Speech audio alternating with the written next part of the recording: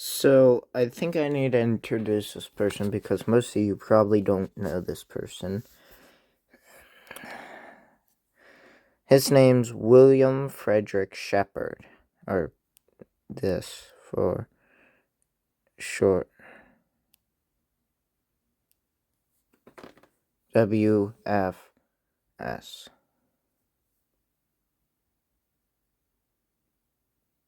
Or. Anyway. And then in the Sgt. Pepper cover, I will show it with it being zoomed out. There's William Frederick Shepherd again. Let's look at the two images. This one, this one. I think this is a different photo. And I think it's a better photo. Why would the Beatles have such of a photo? Well, let's look into that. So, here's the Sgt. Pepper cover.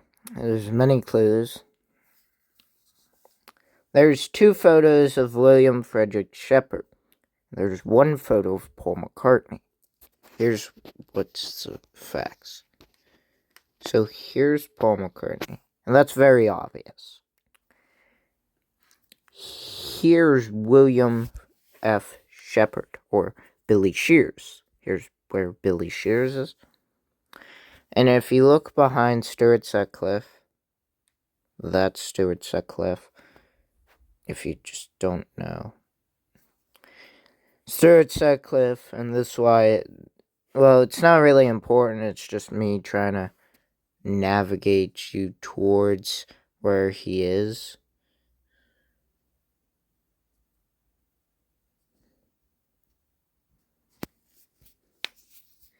Stuart Sutcliffe was a former Beatles member before 1963, so before the Beatles were actually a band, and he didn't rejoin the band because he was in art school and he had a brain hemorrhage, so he died.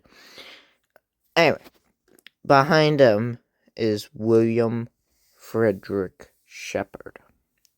I can't really zoom in that much to the cover, but we can look at that one section just by cropping it.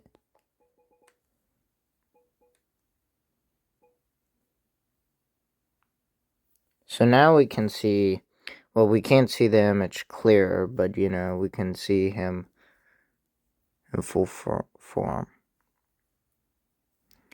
And I believe, and I've Seen a Face, the song, it's referring to I've Seen a Face, and that face is William Frederick Shepherd.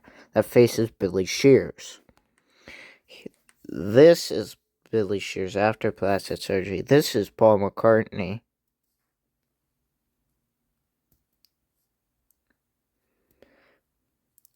And this is William Frederick Shepherd before plastic surgery.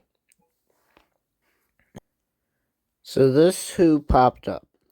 And I'm believing that they sent a photo of his head.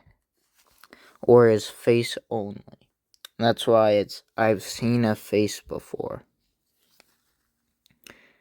They might have sent this photo, which I believe they did, or they might have sent this photo, which I don't believe as much as they did. And I'll go into detail why they contacted him in particular before September 11th, 1966, when Paul McCartney, the real Paul McCartney, died. So, here we go. That's really all I have to say today. Thank you for watching this video. If you are a Beatles fan and not necessarily a fan of this conspiracy theory, you can please like and subscribe. And please comment down below. And thanks for watching. Goodbye.